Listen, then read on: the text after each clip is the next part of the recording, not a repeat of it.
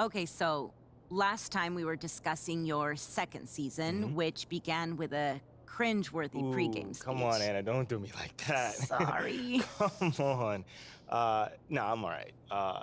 It's part of the journey. You got to walk before you can run. You got to crawl before you can bowl. So that was a crawl. Oh, yeah, no, that was a crawl and a face plant. But I learned from it, and I also grew from it.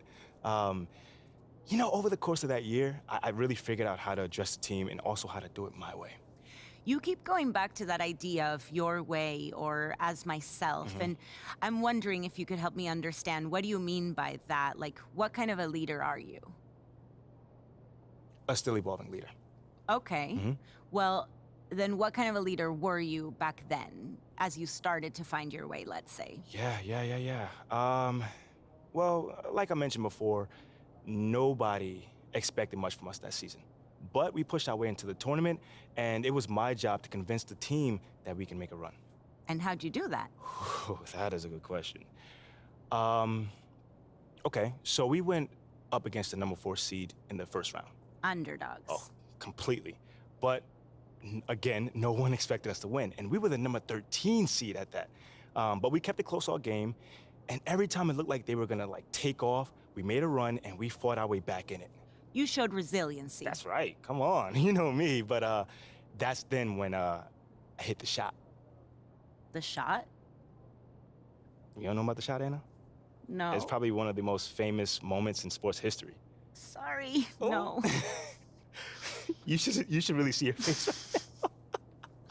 First off, I'm messing with you. It is not called the shot, but it was a pretty big shot, a tough one at that, might I add.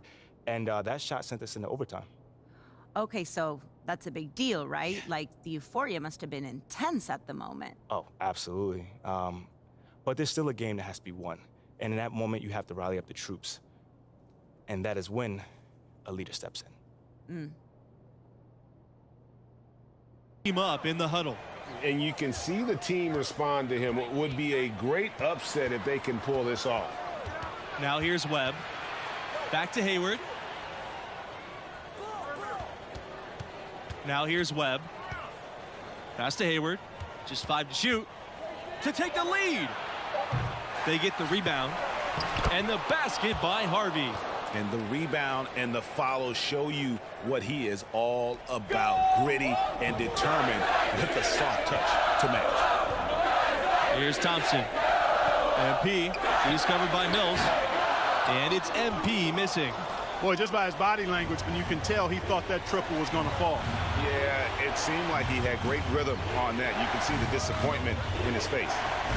Now here's Hayward. Pass to Webb. Mills. Off target with the 3. MP with it. Working on Webb. Shots good by Thompson. And this team needed a bucket. Red Thompson delivers. This guy truly can score. And that was another look at the fantastic mobile one drive that happened a moment ago. And you talk about a big-time play. He simply would not be denied on that drive. The Spartans making a switch.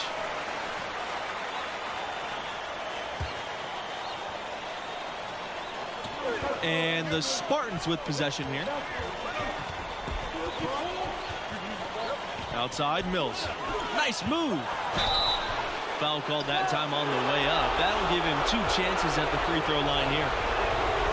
Absolutely great game here in the first round. Not many had this 13th seed led by MP on the verge of an upset.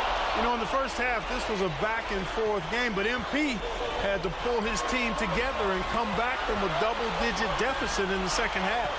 And you wonder how much energy they had to spend just to stay alive. And here's MP from beyond the arc. That shot's good on the assist by Red Thompson. And for MP and his team, they were on the verge of not even making the tournament. They were clearly the epitome and definition of a bubble team. I mean, but as you can see, they were a team nobody wanted to face in the first round. Now here's Hayward.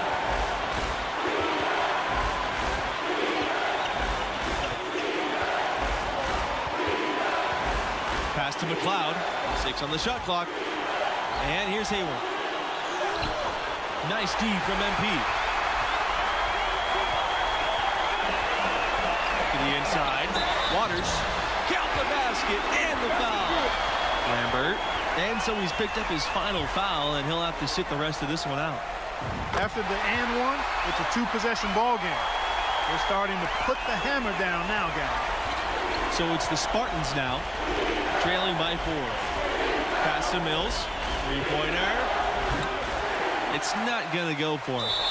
And the way he was able to reach out towards that release had an impact. Greg, I don't think there was any doubt about it. His defense threw him off on that shot. And he cannot convert on the second. That misses.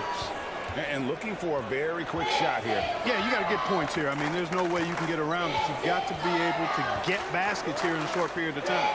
Hayward from long range. Yes! And he has brought them within 2 points. Hayward has the confidence that comes from being overlooked your whole life. Plays with a chip, looking to prove himself. And it also helps with his composure down the stretch. Had to foul him on that occasion to stop the clock. That's the enemy in this situation. And you know what, Greg? Who knows? A few misses at the stripe, and they're right there within range. You know, late-game free throws are a lot different than early-game free throws in terms of making. And the Spartans call time here. What's your take, you guys? Looking for a quick shot, trying to extend the game. And perhaps a few missed free throws, and they're right back in it. So it all has to happen fast, but it could happen.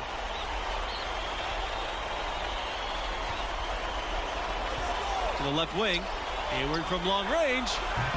Rebound by the Hoyas. At one point, they led by 16. And the foul called on Harvey. And so he's picked up his final foul, and he'll have to sit the rest of this one out. So the first one drops. And that puts them up by 5. He's off on the free throw. Unable to get the second one to drop for him. Pass to McLeod. The three is up. The shot misses. And so the Georgetown Hoyas have won, and we'll move on. Well, what a game they put forth. I mean, there were several moments that had me wondering and questioning if this was it for them. But they fought hard, found a way to fight. That team outperformed expectations for another 3 rounds before reality caught up to us.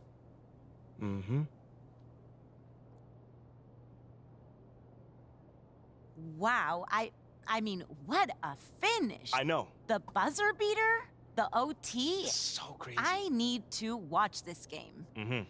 For research. For research, you sure? You sure just for research? I mean, it was just like Junior said, you know, my freshman year. I gotta figure out who I was. I gotta figure out what the team needed, and somehow, some way, bring those 2 things together. That does not sound easy. No, it was not easy at all, but that process was so satisfying, man. I mean, I had to find the best version of myself, and somehow, some way, use that to bring out the best version of the team. Literally, leadership in a nutshell. Well, in some respects, yeah. I mean, that's not exactly what I thought, too, but the next season, I definitely found out that it's a lot more than just that. Like what in particular? Hold on now. That's the question I got to answer next time. Okay, wait. You can't make me wait, really? Oh, I'm going to make you wait. But it sounds like you turned into a fan, though. No, it's just professional curiosity. Okay, well, your professional curiosity is going to have to chill a bit. Okay, but not too long. Thanks so much, MP. Anytime.